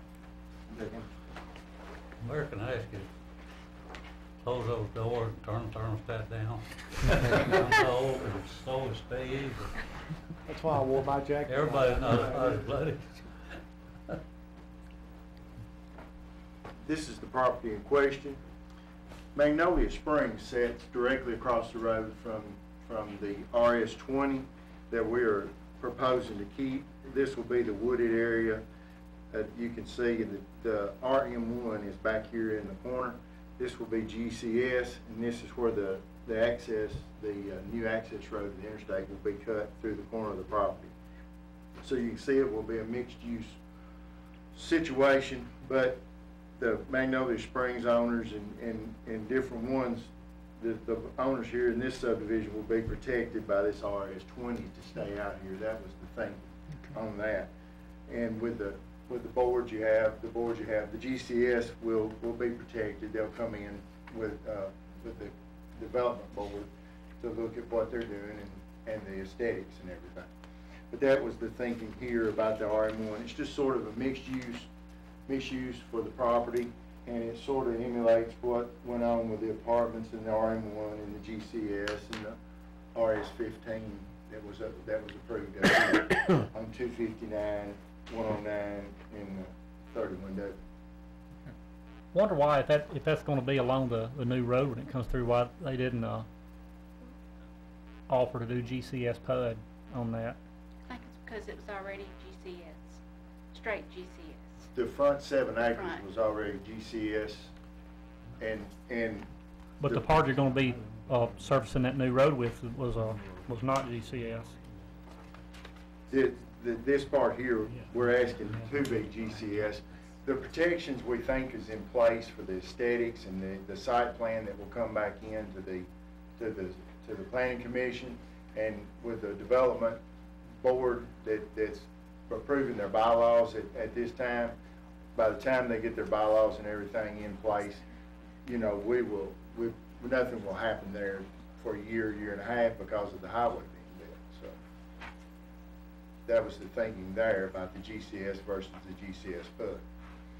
and so we just went through an ordeal like this because in fear that we didn't have everything in place to handle the aesthetics and what may take place, so we'd asked another property owner to do a GCS PUD to kind of give the city confidence in how to handle it. And because I'm not sure, how close are we to get, because I know we had a preliminary, but I hadn't heard anything back, so. I know we get where are. complaints all the time about the way it looks when you enter town and you see some of the stuff you see, and that last thing we wanna do is start that again. You talking about the design review committee, they're moving forward with Yes, sir. approving, they've got some things in, so they're moving forward fairly aggressively and trying to get some things approved and sent to the council. They hope to have it back to the council, within the next month or? We were wanting to present it at the work study first, and let you all have So input on they're it, moving on it pretty good. and before we moved on to. Like we said, we thought it would coincide with the board being fully up and operational and then they would have the protections in place. That's pretty thorough bylaws and regulations that they have to protect you there. This is going to be the gateway, and the property owner has expressed that he really wants to see this to be a nice development here, whether it's a large box store or small, stores, just sort of a mixed use type. And I think you're gonna see, because you're seeing it talked about more and more, and we're maybe a little bit, but the mixed use is gonna become more and more popular in different places. And I think we're gonna be seeing it more than we have in the past, is the mixed use, and when they're trying to put, two or three things together for the property. I don't mean to get too deep into your business. By the way, that picture helps a lot, because what's RS20 here is a bunch of trees. I can see why it's staying RS20 now. The thing that struck me as odd, and like I said, I'm not an expert in zoning, but when I see RM1, I think apartments, because I think just about everywhere there's an RM1 in our city, that's what's there. And even with the new road, it doesn't touch that. So are you looking at this as one big development where they actually enter through where GCS will be, or will they come off North Broadway, or what's? They will come off of 109. They will come off of 109 and through the woods. The road will be cut in there for the apartment area. There's a real nice stream here, and it is buffered. You can see from the highway. Is roughly that little dirt field right there about where the RM1 will be? That's what we're talking about. Okay. That area right there. That area right there. And we just felt like that the trees would buffer everything to 109. The trees would buffer the apartments to the new highway, and all the industrial over here. It's hard to keep selling single-family dwellings getting closer over here to the interstate and the noise and which one thing another like that. Makes sense. How large is that piece of property There's in the RM1? I think it was 5.9 acres, 6 acres. There's a little ditch running right through the woods right here. And that's where we're going to cut the property between the RM1 and the RS20. It'll be deep enough that it'll protect the owners over here and make no response. So the RS20 is basically just going to be used for an entryway to the RM1? More or less, yes. It'll still look the same as you drive up. There'll be single-family dwellings out there on the highway, and it'll still look the same. I appreciate that, thank you. Yeah, that really helped. That Thank helped, you. yeah, it did. Okay, any other comments or questions on this rezoning? If not, all in favor say aye. Aye. Opposed? Okay. I think you got one more item, Vice Mayor. Last item on planning will be ordinance number 12-37. This is an ordinance to amend the City of Portland, Tennessee zoning map by rezoning 54 parcels from their current zoning classification to another zoning classification on Highway 31W in Robertson County. Move to approve to get it on the floor. Second. Have a motion, a second. Comments or questions? I think they From could what just to? explain that a little bit, what's going on. This area is all west of 31W between 52 and the state line. Of course, there's a little spot between 52 going west that we do not in our city limits, but the rest of it is. And when this was annexed, basically, if I understand at the time, an overlay was put on it of the zoning from what was presently there, and a lot of it was industrial, even where homes and so forth were. And this is just really a housekeeping to try to get things cleaned up and match current properties with what the current zoning needs to be. Every property owner, we think, we're almost positive, every property owner was sent a letter. We did have a public meeting with the Planning Commission where every homeowner had the opportunity to come, look at the map and ask questions. There was a couple adjustments made when they all came. And so as far as we know, the maps we have it is where the zoning needs to be according to our guidelines, according to the way the property is being used at the present time. Is it this list of properties that we've got? There's 64 on there, and the ordinance says 54. I think on 54 getting changed. We may need to double check it. Some of them may be combined. Way they listed may be as, even though it may be. Maybe the spreadsheet. The way the spreadsheet is. Right. somebody found it out when they went to refinance their home or something, and it was discovered that they were actually industrial and not residential, and it. And that was threw a the fear flag up. too, you know, somebody else may need to move quick and couldn't without rezoning, so. That's what I was looking for. This is going from, now I see it. These are not all going to the same zoning then? No, they're going with the, with what, basically what the current use of the property is. Residential? There is 64 of them on there, but I think 10 of them are staying industrial. Right. That's why there's only 54 that are being changed. You watch me. So are all those 54 going back to RS40? No, some of them, actually, there was some commercial pieces that was owned, industrial's going to commercial. So you got a residential, commercial, and then, I mean, it's a mixture, but it goes with May have never changed what the that. use is currently. Okay. I know of one person out there, and I There's don't 15 know. on the first page that aren't changing. And there's only 64 total on the list. Well, and I have no idea. I mean, I'm just, and then there's another 4 on the second page. There's 19 total that aren't changing based on this sheet.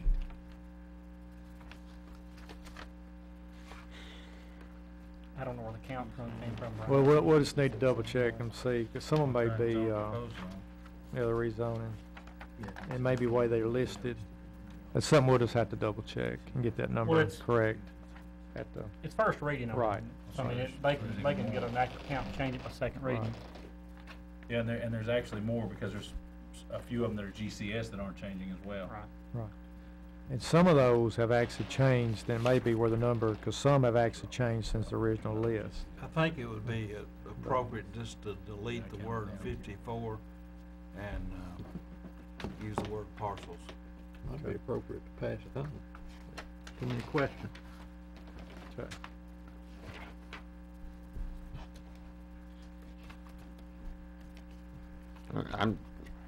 I would just be a little nervous, just make sure to give it one more once-over to make sure that everything's matching out there, because it sounds like there's a little bit of, Yeah. I just want to make sure that, I in think all as the far as the negotiations map, and stuff, we're in good something- shape, because the map has been over several times by residents, by staff here, by, our GNRC people are helping us out. And they've done a lot of cross-referencing and so forth, so I think the map's in good shape, we just need to check. But David may have the best idea, because you're actually passing a map, with, everything. Well, by done. second reading, you can have the complete numbers where the Right. numbers match, I guess. yeah.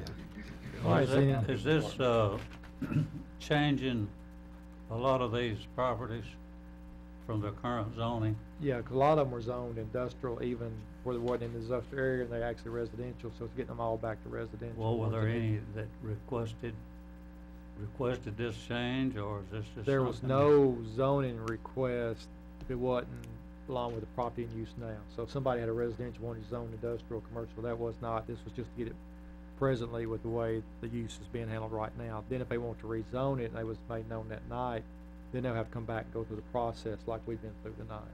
So there was not anybody, that was not changed, that wasn't used the way it was. You'll But it's notice not- in the last column of each page, well, the last 2 columns, it shows the current zone, and then the change you're making, if you adopt this, is the proposed zoning in the last column for each parcel. So you have several IGs that are going to residential. The reason I ask, I've got a friend out there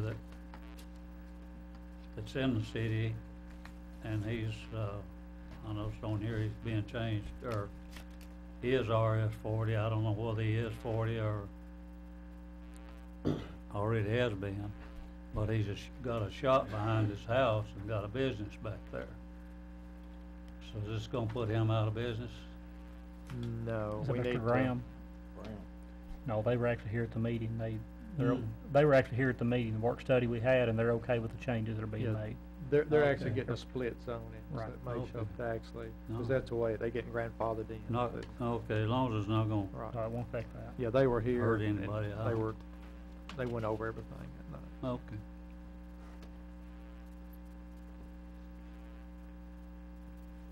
All right, is there any other comments or questions? All in favor say aye. Aye. Opposed?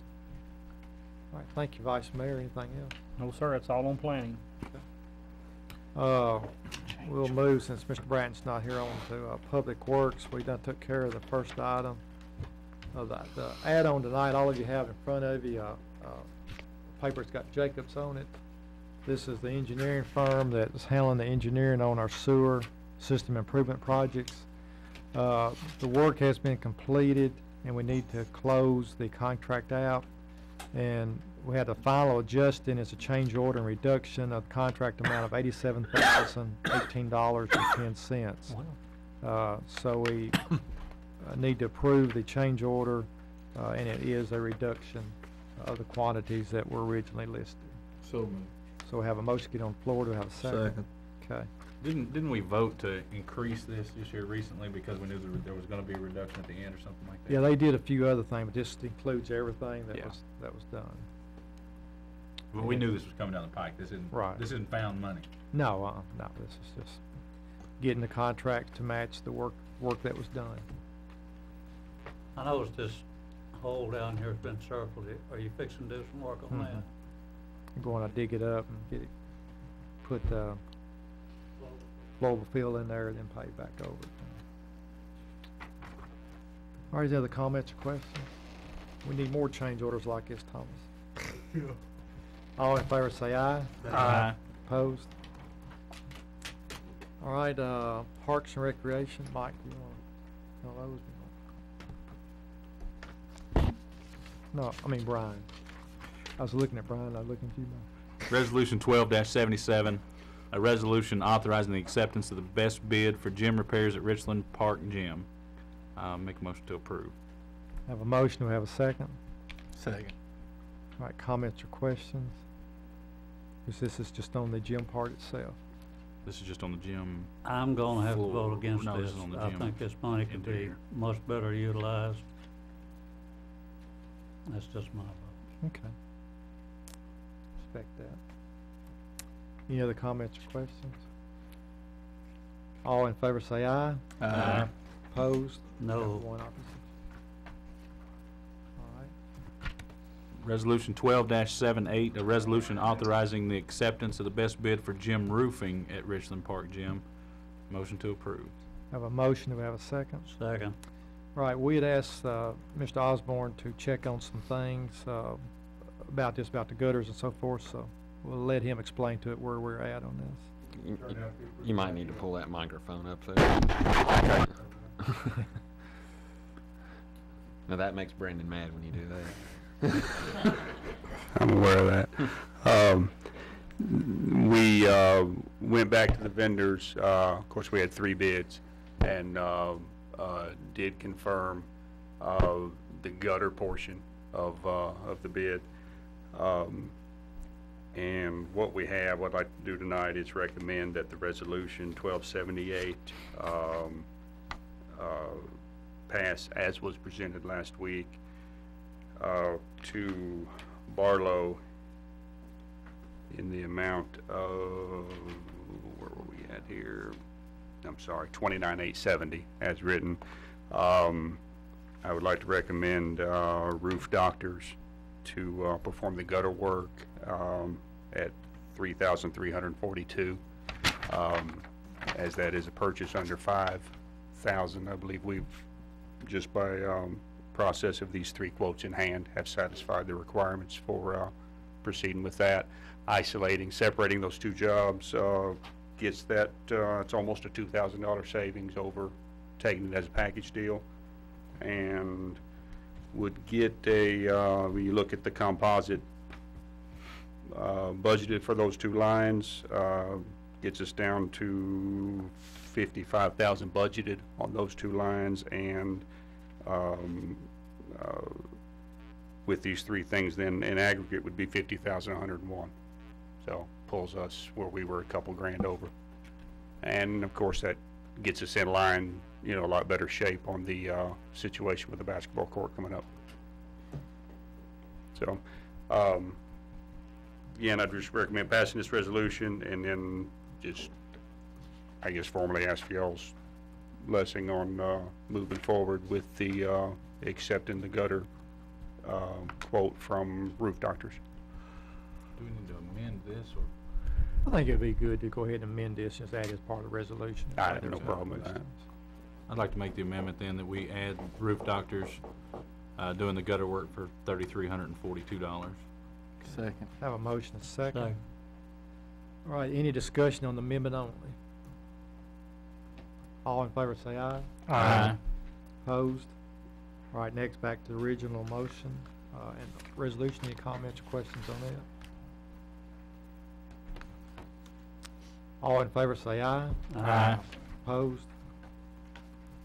Okay, thank you, Steve. All right, anything else, Brian? I think that's it. Now, Mike. We have a resolution number 12-83. It's a resolution to hire a police officer for the city of Portland, and the young man's here with us. His first name is Ray, and I'm gonna let him introduce himself, because I don't wanna mess up the last name. Ray? Ray, long Italian. Well, we appreciate you being here tonight. I make a motion to approve. Have a motion, have a second. And this is not any new position. This is filling a position that was vacated about 2 months ago. So this is just getting us in line where we are with our normal budget. Any other questions or comments? Yes, sir, I might have one or two here. Okay. This is 8/1 to date. You're the chief of police in Lafayette? Yes, sir. Is that 8/1 of this year? This year. I've been the chief, I've actually been with the city for 4 years. Okay, that's what I was asking. That's fine. I don't understand why you'd want to leave 23, 24 an hour to come here for what, 17, 18, what's it? 17, 18, well, when I became chief of police, I was actually a captain. I was still working on the streets, I was working roads. And, when I became chief, I got the crowd sitting behind a desk and doing time, doing payroll, and, wasn't very good with the, I guess, the politics part of it. And, I like being back out I like being on the streets, I like working the streets. I always had a feel for Portland. Portland's a great town. Where do you live now, sir? I live in Lafayette. I hope you intend to move to Portland. We do. That ends my questions. Thank you, sir. My question is, will he be driving a car back and forth to Lafayette? Okay. All right, any other, Answer's mine. any other comments or questions? All in favor say aye. Aye. Opposed? Thank you, Ray. Thank you, appreciate you. Welcome aboard. All right, anything else? Mike, I'd like to know why they're coming. anything else? No, sir. Thank you. All right, next we'll move into the legislative part of the agenda. First is ordinance. These are first readings, 12-33. It's an ordinance authorizing agreement between the City of Portland and North American Stamping Group, which I'm gonna call Tennessee Stamping from now on, 'cause that's the way we know it. This is a grant that they're receiving from the state to do work out on their addition. And there's 3 different ordinances here. And this one is, the ordinance we're saying that they agree to pay the matching part of the funding. So have a motion, get it on the floor. So moved. Have a second. Second. Comments or questions? All in favor say aye. Aye. Opposed? Next will be ordinance 12-34. It's an ordinance authorizing a contract between the City of Portland and the State of Tennessee for these fast-track funds in accordance for the drainage improvements for North American Stamping. This basically is authorizing the city and the state and Tennessee Stamping to have a contract for this project. Do we have a motion? Get it on the floor. So moved. Do we have a second? Second. See any comments or questions? All in favor say aye. Aye. Opposed? Next is ordinance 12-35. This is a contract ordinance authorizing contract between the City of Portland and Leanne Cox for professional services administration of the fast track grant. This is in the budget of the project, so it's not any money out of the city, and she's the one who has been handling all of our fast-track grants. So we recommend passage of this. So moved. So have a motion, we have a second. Second. Any comments or questions? Did you say this cost is what now? It's part of the contract. Part of the That'll be contract? reimbursed through the state, so. and Yes. Tennessee's Part of the name. grant or part of Right. the contract? Well, part of the Part of grant. the I mean, grant. Okay. it would be part of Okay. the contract that, where they are paying, Because that's the way I understood it, so I Right. wanted to be sure. right, yeah. Yeah, it's part of the budget amount in the grant that will be covered when we sign a contract, and Tennessee Stamping agrees to pay all the matching costs. All in favor say aye. Aye. Opposed? Right, next we have ordinance 12-38. It's the first reading of ordinance authorizing the levy of all property taxes for the city of Portland for the budget year for the year ending 2012. The general fund amount for the city of Portland or Sumner County side's $1.10, Robertson County side's $1.13, and this is what last year's amount was. Do I have a motion to get it on the floor? So moved. Have a second? Second. Any comment? Someone asked, why is one county, there's a difference of 3 cents? It's an evaluation process. It's the way the evaluations were done and the period of time they were done, so.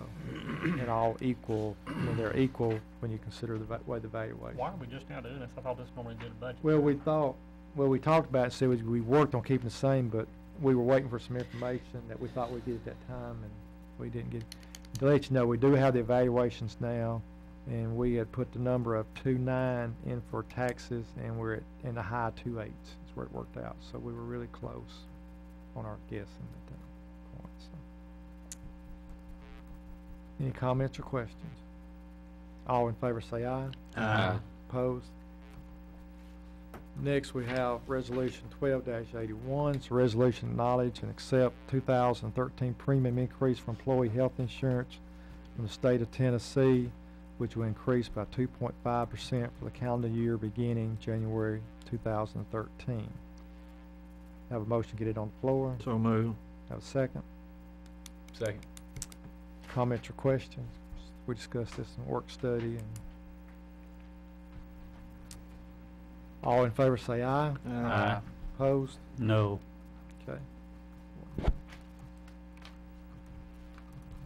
All right, we have resolution 12-82. Can I have a motion go ahead and get on the floor, then I'd like to explain. So moved. Have a motion, have a second.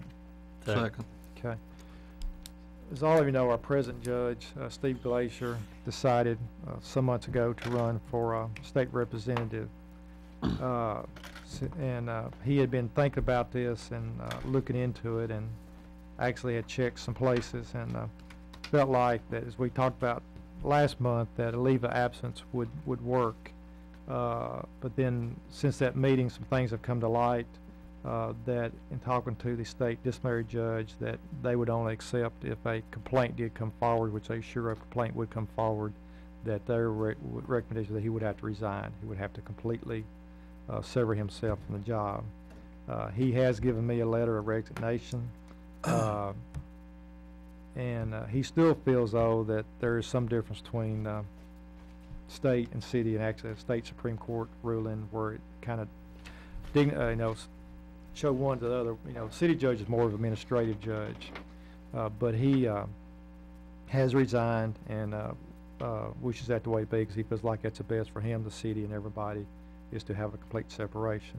So we need to have that spot filled. In the meantime, instead of getting it political and so forth, I tried in looking for someone to be as very non-political as possible, get someone who did not want it on a permanent basis. So I think once the election is over, then he could be put back or not put back, depending on the council. And so I think, in all fairness to him, that we place Jane Wheatcraft actually did a hearing for us earlier, last year, and she said that anytime we had anything that she would be willing to do some fill-ins and so forth. So I called her and asked her, and she was very happy to do this, with understanding that after the November 6th election, we would make a decision more of a permanent manner. So that's who I would like to recommend to fulfill Judge Glacier's seat in the meantime while he's running for office. Is there any comments or questions? I just have a question, and it's not about the people involved, it's about the term. how does that work out as far as, because I know the city judge has a term. Right.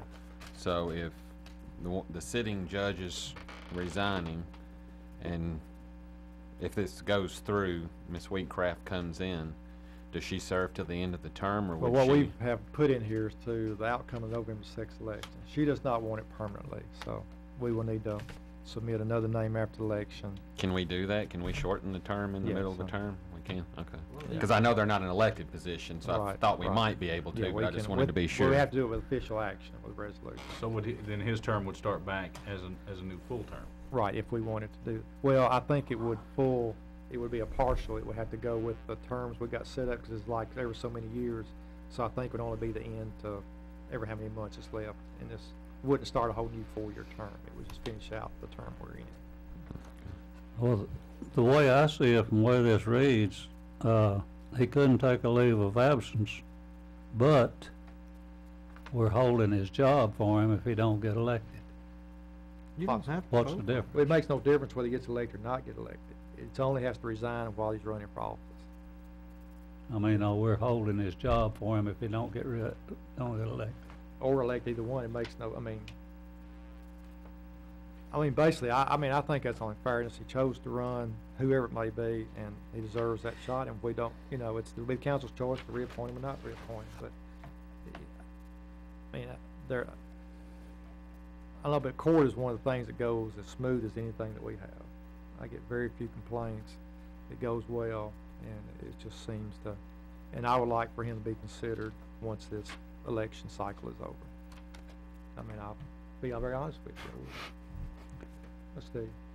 Well, I'll just have to say this, when this job opening came open, I was a police officer at that time, and I was one of the police officers that came forward with Steve Glazer's name because I knew he was a good man and a good person.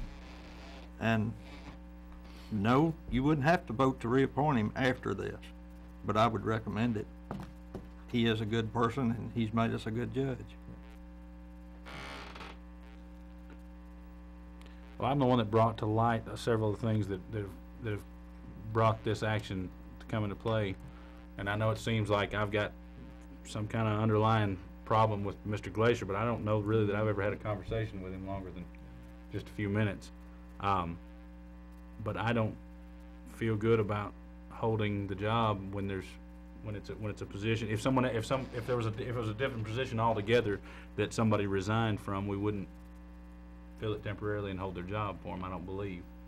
Well, the only reason I didn't even know him is I saw his picture in the paper. And I I'm know the same. nothing about it. And I'm the same. And it sure, I sure hate that he's done a great job. But if he has to resign to seek other endeavors, I don't feel good about holding the job open. I'm sorry, but I don't understand how you think we're holding the job. The man has resigned, and you can either reappoint him or not reappoint him. Then why we're not putting the job up for someone that wants it permanently instead of someone that just wants it till the end of the election? Well, why does this say Wheatcraft's That part I position hadn't thought about, city really. judge pending the outcome of the November election? Well, you don't have I to mean, that's, reappoint him. and like I say, I agree. I haven't heard anything bad about him. I don't think he's done a bad job. I don't think but right is right, and if it's not right, it can only be one thing. Well, I mean, it's not a I don't full-time think it's wrong. position as an I really don't. employee, it's an appointed position, basically what it is. It is mayor recommends and the council either confirms or not confirms, so. I felt like this is in fairness to everybody, that this was the proper way to do it, but it's yet the council's final decision. I remember when I got elected the first time, that was the big fight going on at that time. They were fighting over who to put in as a judge. Right. And that went on for months and months and months, and it wasn't settled finally after the new election. So that can be a very political thing. Yes.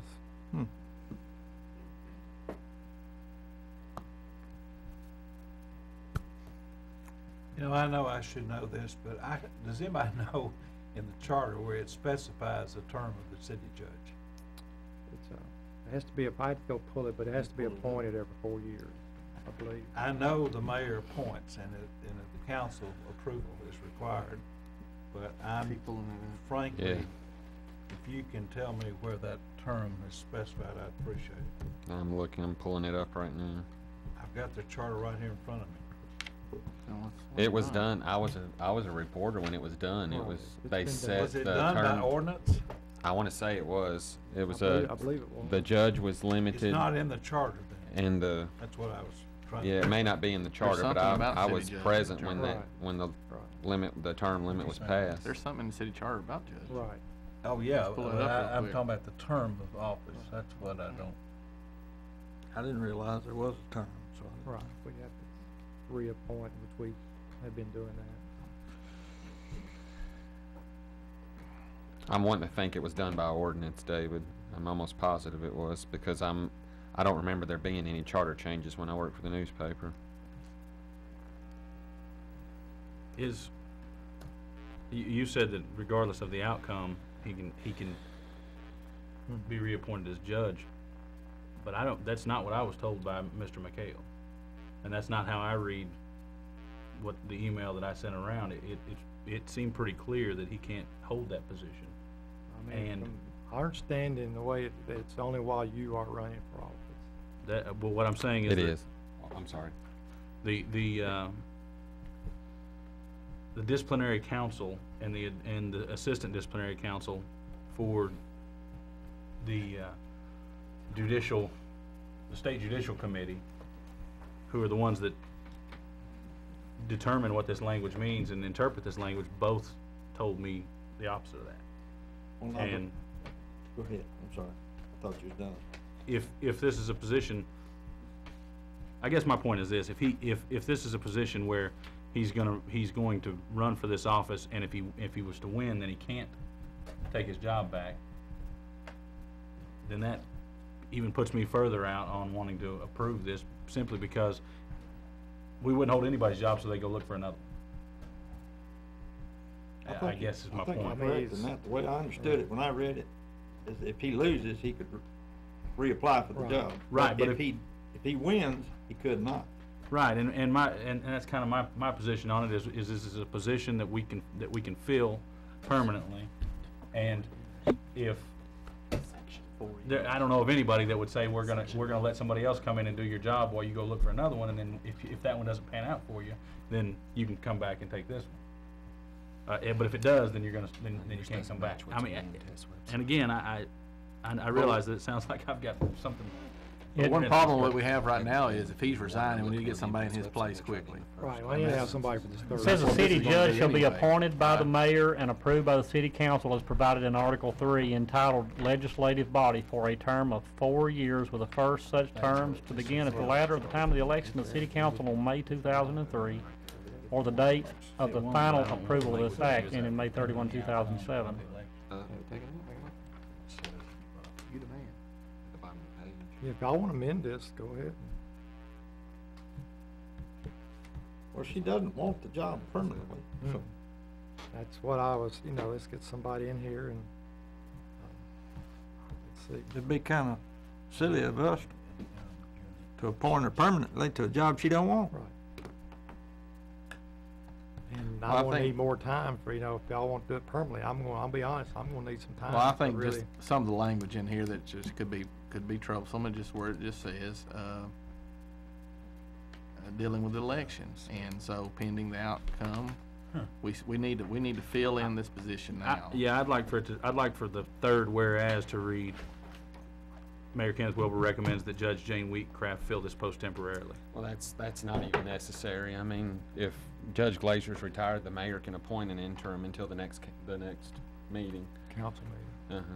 I understand, but this reads pending the outcome of the election. Well, you wouldn't even have to pass anything tonight. He doesn't have to get approval for that I know of as an interim, but that would give him till the next meeting to come with a more permanent thing. Because I was just reading it. Hang on a second, I'll find it again.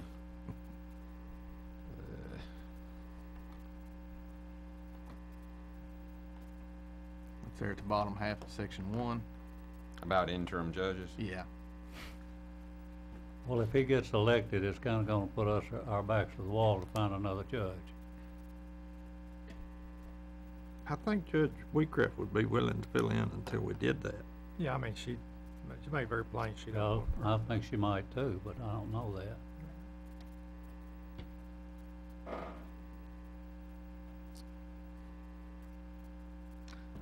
The Judge Waycraft definitely has the credentials. She's been Absolutely. a General Sessions Court judge, she's been a criminal court judge, and she is she's a mediator, and I mean, her credentials are impeccable. Oh, yeah. We'll be honored to have her, should be. I had the honor of voting for her to put her in the General Sessions judge's job. Basically, what the canon says is a judge or candidate for judicial office shall not engage in political or campaign activity that is inconsistent with the independence, integrity, or impartiality of the judiciary. And later on, in a lot of long language, it goes on to define why political office to. Right, understand. cannot allow, well, that means, to me, that means he can't hold the office or run for the office So you if have he's to gonna say that remain as exactly. judge. What's that now? I think that's something we need to get cleared up before we make any Yeah, final decision. I agree, and I'm open to it, but that's why I What called. would be the ultimate opinion on that? Because I'm hearing different names. I mean, who could we go to for a definitive?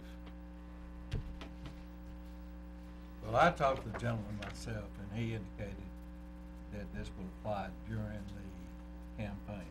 Now, I did not address, Talking about Mr. McHale? yes, I didn't address the issue of what may or may happen after the election's over. I asked him specifically about both circumstances, and his opinion was the same on both of them. But, I mean, There is a Supreme Court opinion that Mr. Glazer has, and I encouraged him to send that opinion to Mr. McHale and his supervisor, because this is, seems to me to be,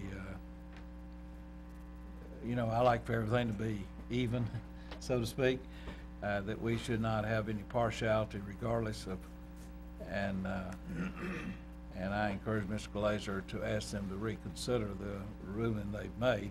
I understand the rationale for it, and I think, from what I understand, he has resigned at the present time. And the mayor has the authority under this charter. I found out why my charter I have, there's been a revision in 2007 with respect to the term, but the mayor clearly has the authority to appoint an interim judge during the absence of the city judge, and it doesn't specify for how long that. It says it Yeah, has to but- be placed on the agenda Yeah, at the the next next meeting. meeting. for Does it say that approval. on next, Yes, It says it at the end of the section, I think. so that's the reason I brought it tonight. Okay, and, well, the mayor does need to, I mean, we can do that tonight. We can take care of this and get somebody in place, and then we can figure out what's gonna happen later. If she's willing to serve for a period of time, obviously she's Why don't we willing just to at change the least word serve to till November. temporary, then that'll give us a chance to get a good, clean opinion, and then a chance to start looking for someone. 'Cause I'm that- okay with that. yeah. Something I want a little That's time fine. on. I I'm don't okay with want Well, we week or want to two. do it I right, want a that's little for sure. time. And that was my whole that was my whole point in calling the people that I did call, and had they told me that it was the other direction, then that would be fine, but that's not what they told me. They told me that it was not okay. And they're the only authority that I know to contact. So we're just gonna replace on that third whereas, she's gonna be appointed temporary. Okay. And I move to, make a motion to approve that amendment. Have a motion, have a second. second. So everywhere it says the November 6th, like, we'll take out the word temporary.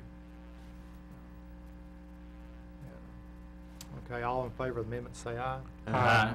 Opposed? Right back to original. Mr. Amonette, will you contact them and try to get a very clear decision? I will. As I said, I didn't address the issue, because that's assuming he wins. And we don't know what's gonna happen in the election. I mean, he may win, he may lose, we don't know. So, it seemed like to me it was a little bit premature to consider that fact. Did you not think it was a little bit premature?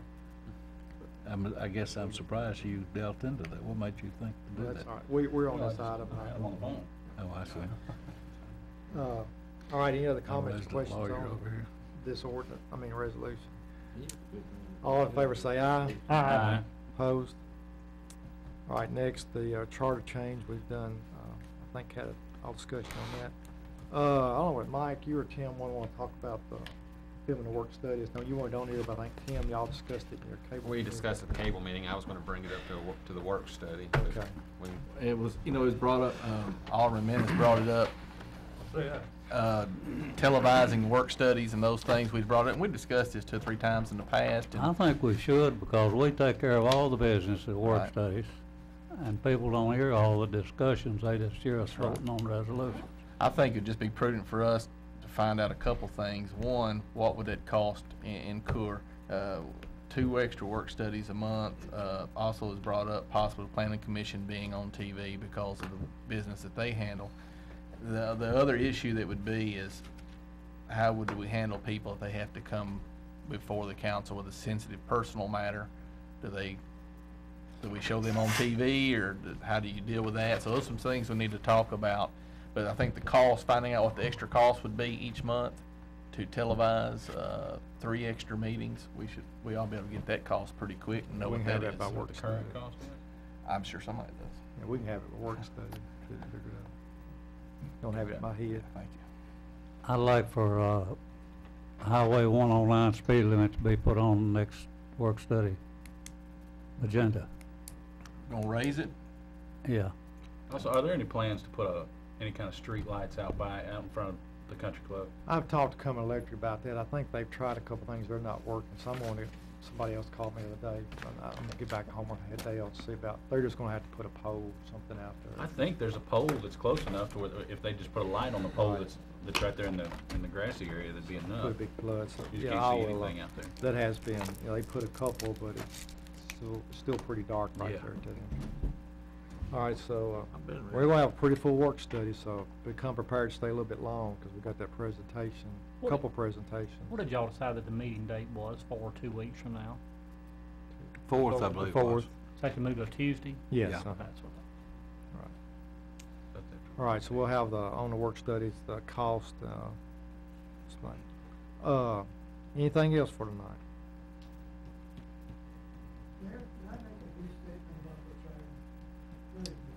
Yes, it's okay with all the council? Fine. Suspend the rules? Okay. I first came to Portland in 1949, before all of you were born. I stayed here until 1962. I came back from 1984 to 87, and I moved back here 8 years ago. There's no question that Portland has changed since 1949, and a lot of you recognize that. I think it was about 3 or 4 years ago, Mayor, we went down to Gallatin to a meeting of a planning group, and they had a big drawing on the board of this area of Portland, and I can never forget the gentleman who was in charge drawing a big circle around, just with Portland just about in the center.